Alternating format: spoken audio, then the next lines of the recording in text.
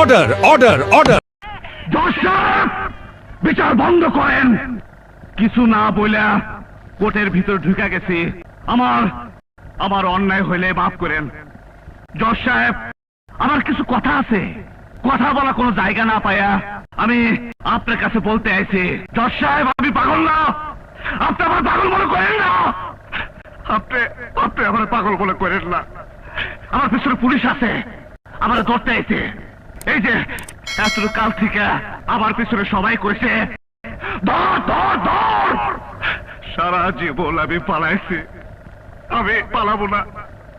আজকে আমি ধরা দিব। সাহেব, আমার কোনদিন পরিচয় হয় নাই। আর এই যে আমি এদেশের মানুষ, এদেশে খাই, এদেশে পড়ি, এদেশে বাস করি। আমার আমার আমার বাড়ি নাই, আমার কোনো ঘর নাই, আমার কোনো পরিচয় নাই, আমার কোনো দেশও নাই। আমি একটা রাস্তার মানুষ। আমার বাপকে তাও আমি জানি না। আমি একটা যাওয়া। আমি হিন্দু না মুসলমান না খ্রিস্টান না বৌদ্ধ তাও আমি জানি না। বিশ্বাস করেন জজ সাহেব, কিভাবে আমার জন্ম হয়েছে আমি তাও জানি না। শুনছি আমার মা ছিল পাগলি। আরে আমার মা ছিল বাজারে পাগলি।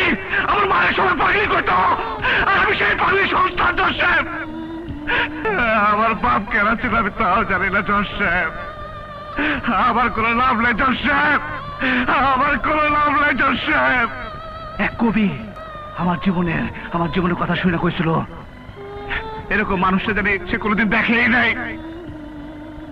সেই জন্য আমার নাম দিছে, অপূর্ব। অপূর্ব হওয়ার কষ্ট, জ্বালা, যন্ত্রণা আমি জানি। এই যে আর একটা অপূর্বরে আমি নিয়ে আইছি। এর মায়েরও বিয়ে হয় নাই, মায়েরা ফালাইছে। আমি তো খুব ছোট মানুষ। আমার আরজি, আমার চিৎকার দুনিয়ার বড় বড় মানুষের কাছে পৌঁছাবো না।